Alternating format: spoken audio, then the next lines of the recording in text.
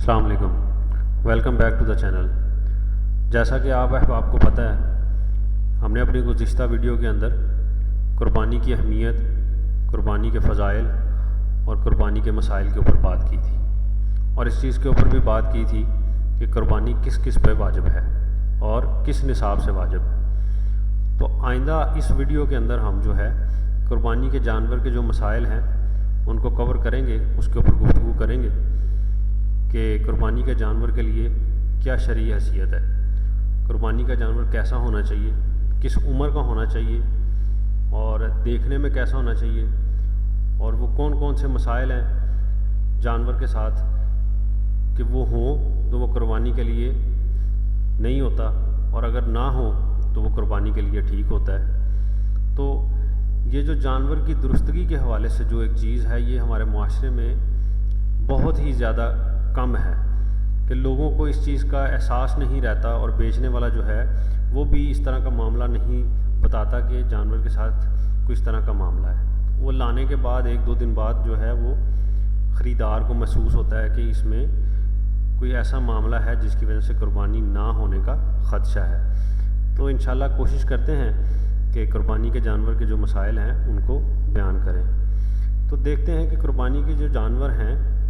وہ جو ذبح کیے جا سکتے ہیں وہ کون کون سے ہیں۔ تو اس میں جو بھیڑ ہے، بکری ہے، گائے ہے، بھینس ہے، اونٹ ہے، تو اس میں نر اور مادہ دونوں ہی شامل ہیں، اور جو بھینس ہے وہ بھی گائے کے حکم میں ہی ہے، اس لیے اس کا کوئی الگ سے حکم نہیں ہے۔ اور بعض لوگوں کا یہ خیال ہے کہ کیونکہ جی بھینس جو ہے وہ تو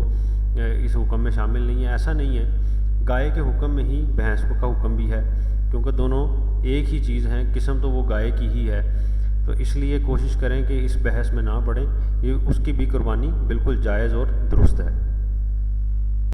اب ذرا جانور کی عمر کے بارے میں دیکھ لیتے ہیں کہ جانور کی جو عمر ہے وہ کتنی ہونی چاہیے۔ تو قربانی کے جانوروں میں بھیڑ، بکری 1 سال کی، گائے بھینس 2 سال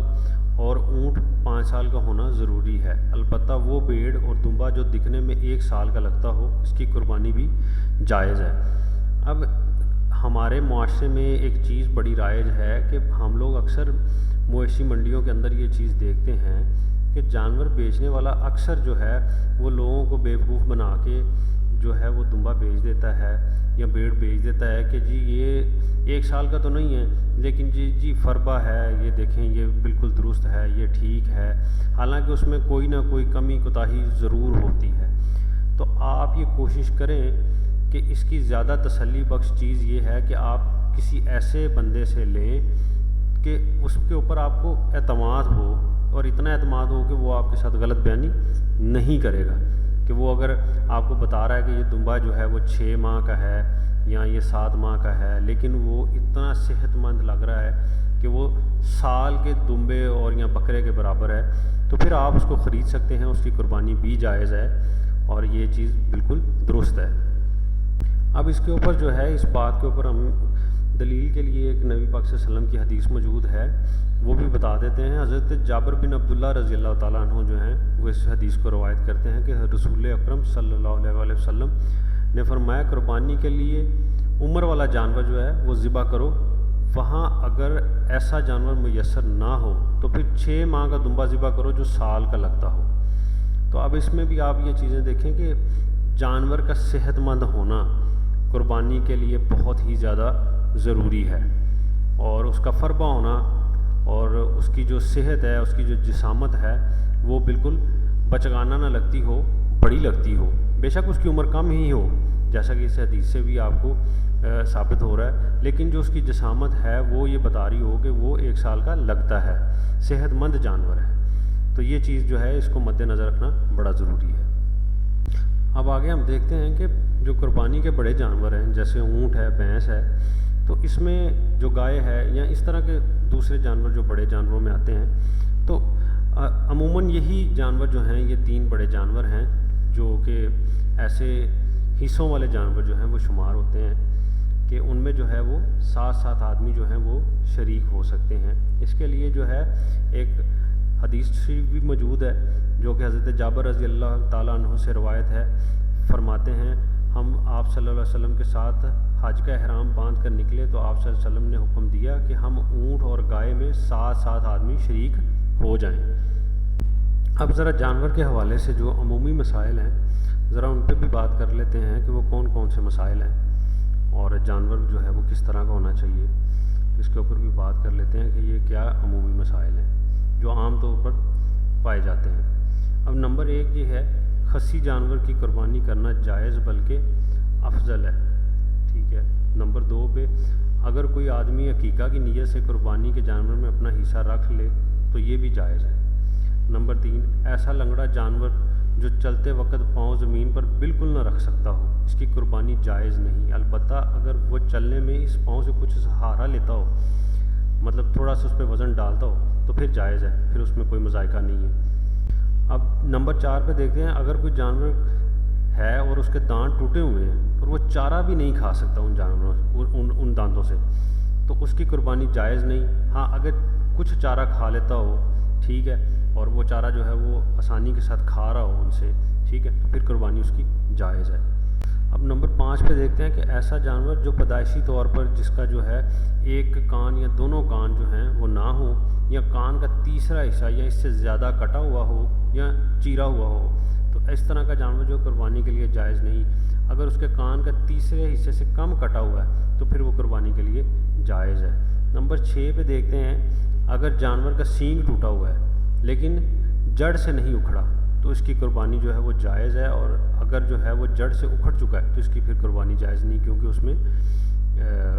آپ دیکھیں کہ نقصان آ چکا ہے۔ اب نمبر 7 پہ دیکھیں کہ قربانی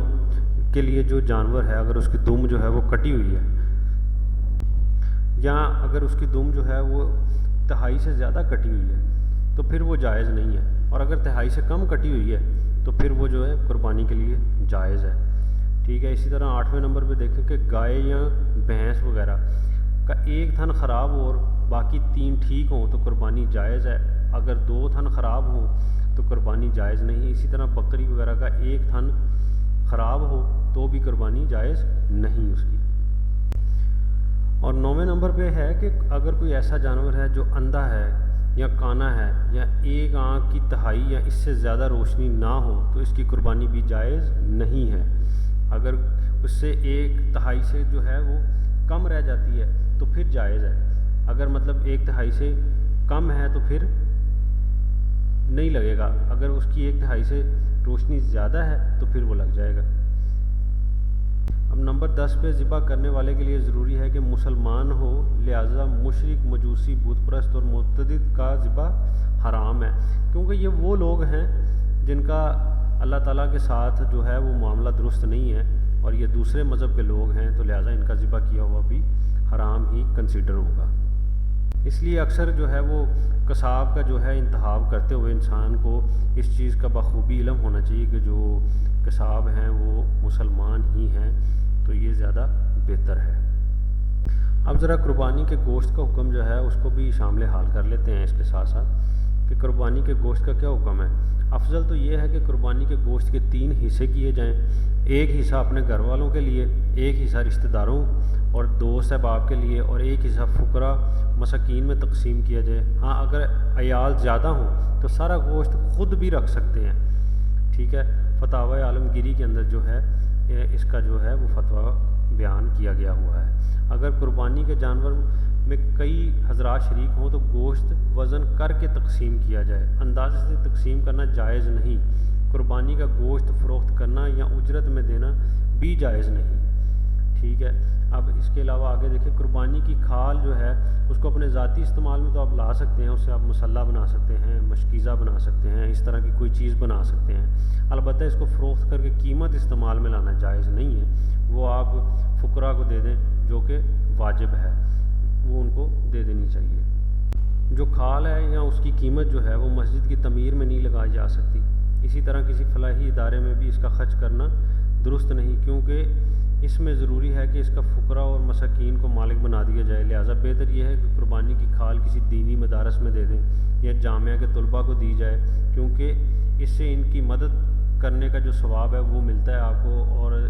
علم و دین کے احیاء کا اسباب بنتا ہے۔ تو لہٰذا آج جو مسائل ہیں جو قربانی کے جانور کے حوالے سے تھے اور کھال کے حوالے سے تھے ان کو ہم نے بیان کیا ہے، اور انشاءاللہ اگلی ویڈیو میں ہم دیکھیں گے کہ اس میں اور کچھ چیزیں بیان کرنے والی رہ گئیں تو انشاءاللہ ان کو بھی بیان کریں گے۔ تو آج کے لیے اجازت دیں، اگر کوئی غلطی کوتاہی ہو گئی ہے تو اللہ کے حضور معافی کا طلبگار ہوں۔ خدا حافظ، السلام علیکم۔